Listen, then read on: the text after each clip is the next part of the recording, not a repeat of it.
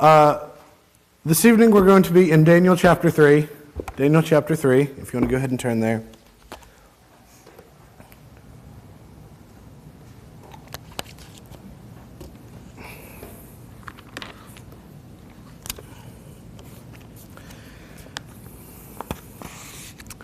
And what I want for us to take a look at this evening is the example of the, as they're traditionally referred to as the three children. I don't know why they're called the three children. They're not children. They're grown men. In fact, they are not just grown men. They are officials in the Babylonian administration. At the end of Daniel chapter 1, we find out that not only Daniel, but his three friends are all put in official positions. Daniel stays in the king's court, and these three men are placed in administrative roles, okay? And these three men are, as we know them, Shadrach, Meshach, and Abednego.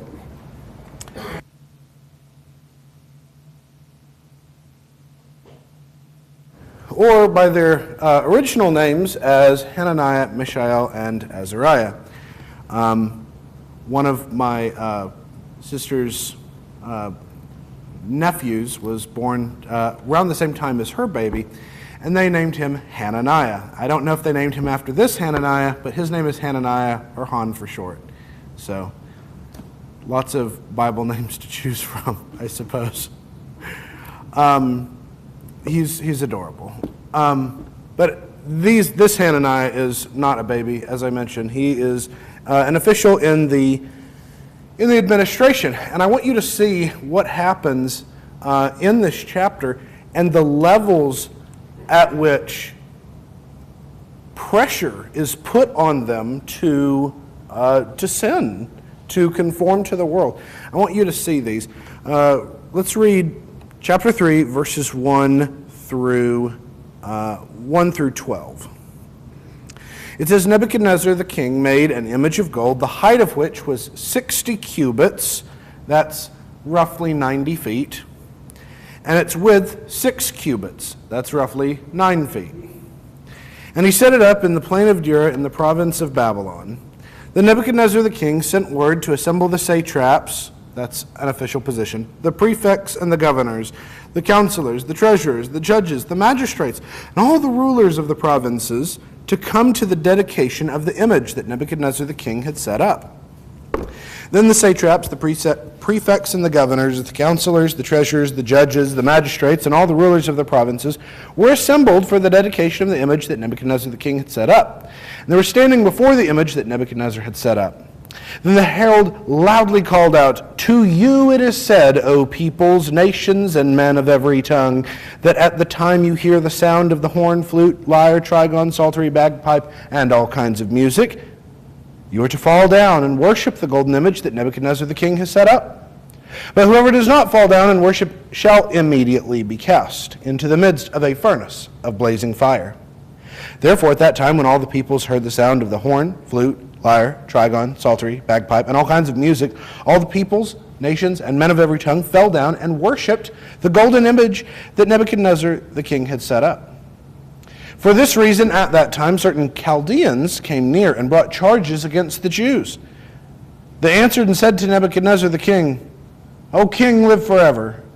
You, O king, have made a decree that every man who hears the sound of the horn, flute, lyre, trigon, psaltery, and bagpipe, and all kinds of music, is to fall down and worship the golden image.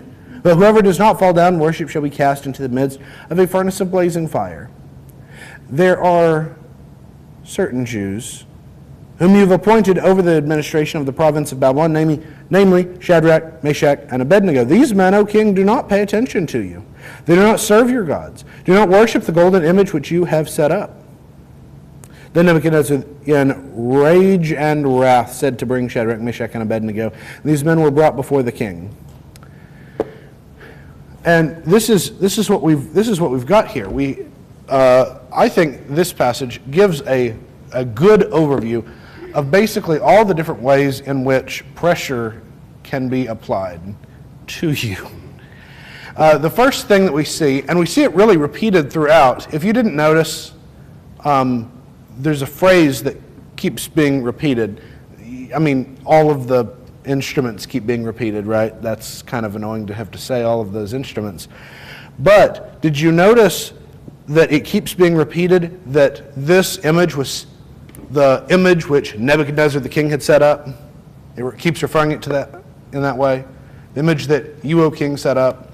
The image that Nebuchadnezzar the king had set up. Why? Because this is the number one angle at which pressure is coming from. Pressure comes from authority figures. Because we're humans and we like to organize, because we're social people, and as part of organization, we like to have people in charge and we like to have people who are not in charge. And if we're not the ones in charge, we feel a certain kind of pressure from those who are in charge. And we need this for productivity. Like, this is a good thing. This isn't a bad thing. But this is one of the ways in which the devil puts pressure on us to act a certain way. He has it come from the top, because if someone is telling us to do something, now we feel like we've really got to make a choice. And this is the dilemma, quote unquote, that we see in Acts chapter 5, for example, when Peter and John are brought before the Sanhedrin. This is I want you to think, when you hear Sanhedrin, I want you to think Supreme Court. They're brought in front of the Supreme Court. This is a really big deal. And they're put on trial, and they are told, you are not to preach any longer in the name of Jesus the Christ. Now we read that, and so, we're all the way out here, and that's all the way back then. We know what happens next. And so we're not all that surprised when they say, well, we had better obey God than to obey men. It is better to obey God than to obey men. We're not surprised when they say that. But I want you to put yourself in their shoes and wonder to yourself whether you would say that. Whether you would have the courage to say that when put in that kind of a situation, standing before someone of that level of authority, with that kind of power. And that's not just power to do something to you, that might be power to do something to the people that you love, power to ruin not just your day, but your reputation, your life, your family. Who knows what the king is going to do? Well, you have this downward authority, but you also have this also to be expected, this peer pressure. And we usually talk about peer pressure when talking to kids, but these are not kids. These are adults. And their peers in this particular case are fellow administrators of Babylon. These are also well-respected, high-ranking individuals. And whenever I've read this in the past, I've always kind of pictured that it's just like all these random people, the whole city of Babylon is gathered together and they're all bowing to this image. But what's being described is a very special dedication ceremony. This is like a red tape, cutting the tape ceremony. This is a dedication. Everybody isn't here. This is a special event, and all of these big wigs in Babylon, they've all been invited to participate. This is the judges, the satrap. A satrap is kind of like a regional administrator. It's another kind of governor. They've all been invited to be here, and this is a great honor, and you're going to be the first ones to get to worship this great image. Isn't that exciting? And, if you worked, for those of you who've worked in any kind of corporate setting, I'm sure you're thinking of certain events that you knew were coming up, and you knew everyone was going to be invited, and you really weren't looking forward to it because you knew there was going to be some pressure to celebrate something or to act a particular way about something you don't really believe in. Well, that's what's being described here, is that kind of pressure, that everyone is acting this way. Well, it gets worse. The next thing I want you to notice, this is more of a side thing. I want you to look at what you see in verses 1 and 5. In verse 1, it mentions this image, right? This image is this beautiful image of gold. And in verse 5, we have, for the first time, this orchestra. And literal fanfare associated with this. And I think more than ever before in history, this is a relevant point. That Satan draws people in through aesthetic. He pulls people in by making things attractive, making things fun, making them exciting. And this is not a new thing that he's doing, but I think it's more true than it's ever been with just the way that the internet works especially, and how everything evil, everything bad, everything that goes against God's will is glorified and beautified. Everything is made as though it's some wonderful, glorious thing. And we're told to believe this, and it's dressed up in this way. And that's what's happening. This whole event is horrific, and it isn't made more innocent because it's majestic and impressive. It doesn't become more innocent, and yet I think that's one of the techniques at play here. But going on to verse 6. And this relates to what we think about with authority figures, and that's the threat of punishment. It's not just knowing that punishment could happen, but now it's actually been put on the table. We're going to have serious consequences for anyone who isn't willing to participate in this event. In fact, you're going to be put to death in front of everybody. I mean, that's pretty extreme, right?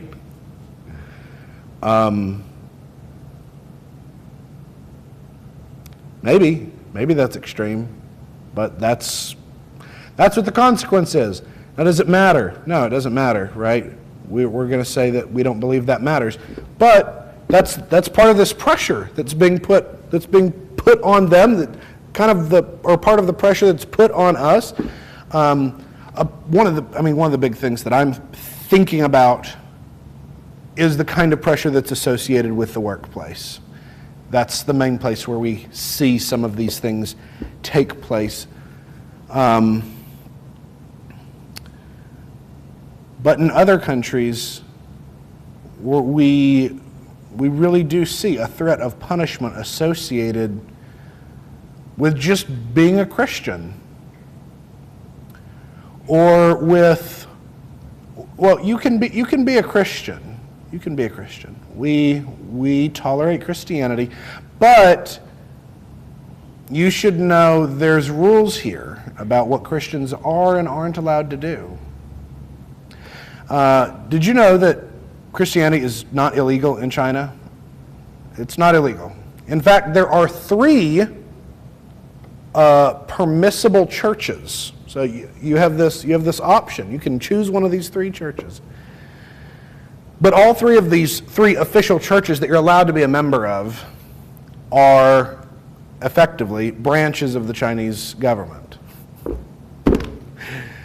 And there's tight regulation on what can and can't be preached about. And by the way, your Bible, we've made some edits to it for you to clean it up. And so churches in China that actually care about being faithful to the Lord, they're put in this dilemma where if they want to be faithful, they have to go underground and have these secret churches. Now, they have this option. They have this option of having these public accepted churches, but they have to compromise their faith to do so. And I can't imagine how hard of a decision that has to be. Because knowing that there's this compromised position that you can take, that's always available to you, it's always there, that's exactly what Satan wants you to take. There's a threat of punishment. Verse 7, what stands out to me in this, in verses 2 and 3, all of their peers are invited to participate, but in verse 7, They do. You know, it's one thing if, okay, everyone is supposed to participate in this celebration, but you know there's a pretty large group of you that don't believe in this, and so what are they going to do? Punish all of you? They're not going to do that. Uh-oh, we're the only ones. There's just a few of us. And this feeling of solitude, that they are the only ones who have remained faithful, I mean, that's not a good feeling, because now you know that punishment really is coming. And in verses 8 through 12, it's doubled down, and there's another level of pressure. Now they've been highlighted. Now everyone is looking at them, and they're given a chance. You can take this back. We didn't read this, but in verse 14, after they come to Nebuchadnezzar, he says to them, "Is it true, Shadrach, Meshach, and Abednego, that you're not serving my gods and do not worship the golden image I've set up? And now if you're ready, the time you hear the sound of the horn, flute, lyre, trigon, psaltery, bagpipe, and all kinds of music, then you shall fall down and worship the image that I've made. But if you do not worship, you will immediately be cast into the midst of a furnace of blazing fire. And what God is there who can save you out of my hands?" They're given a chance. They're given a chance to fix things. You know, I'm willing to overlook this, the king says. I'm willing to overlook this. I'll give you a second chance. Maybe you didn't hear me the first time. I'm glad to explain. I'll explain again. Maybe you missed it. Maybe you missed what the punishment is. Let me reiterate this. Now that everyone is watching, all eyes are on you, what are you going to do? What choice are you going to make? And at this point, all of the pressure is on. Everything's cranked up to 11, right? And we know what they say. They say, "O Nebuchadnezzar, we do not need to respond to you with an answer concerning this matter. If it be so, our God, whom we serve, is able to save us from the furnace of blazing fire, and he will save us out of your hand, O king. But if not, let it be known to you, O king, we are not going to serve your gods. We will not worship the golden image you've set up. We're not afraid. Whatever may happen, we're not afraid."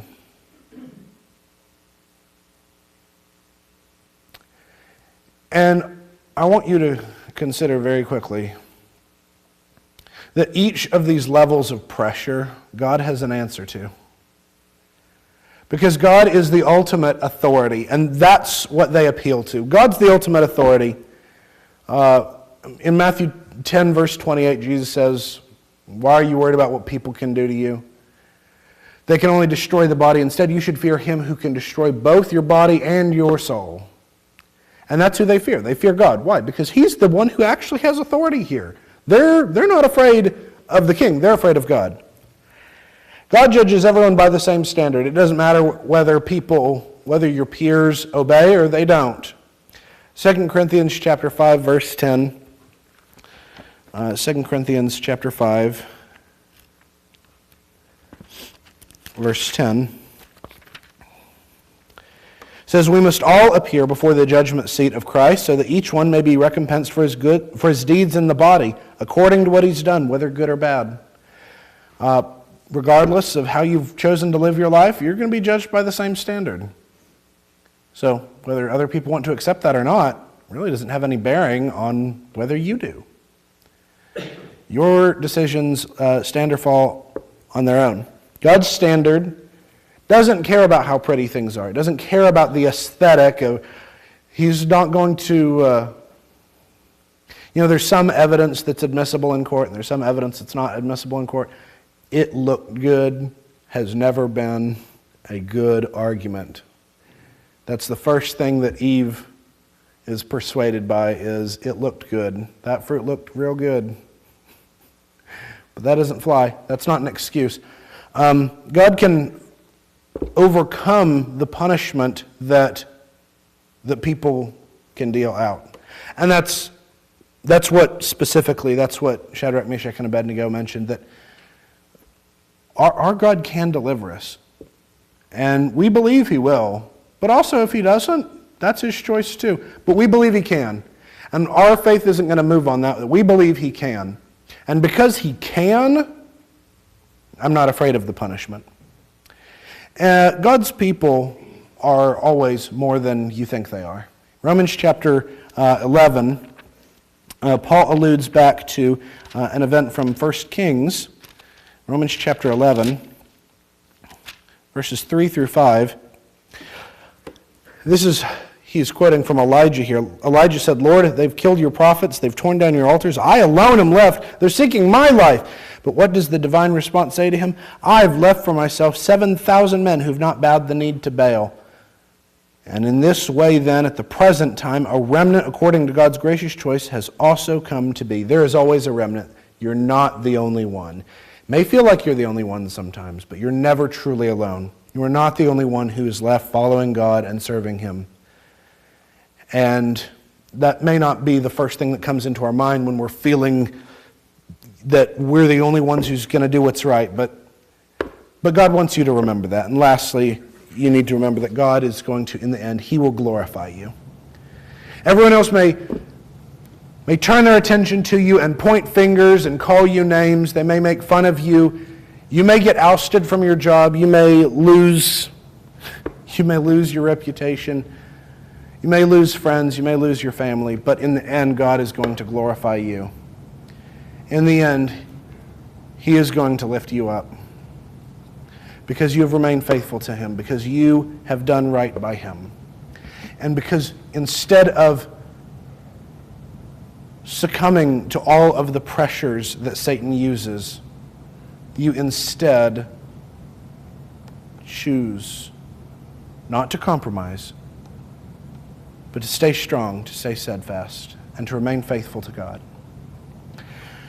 This story is one of my favorites. It's a huge encouragement to me, and I hope it's an encouragement to you. And I hope that when we feel the pressures that society, that Satan places on us to do wrong, to celebrate wrong, that we'll remember this example and that we will live in this way. We will keep things in perspective. We'll remember who our God is, especially in comparison to the people around us. If you have any need, please come while we stand and sing.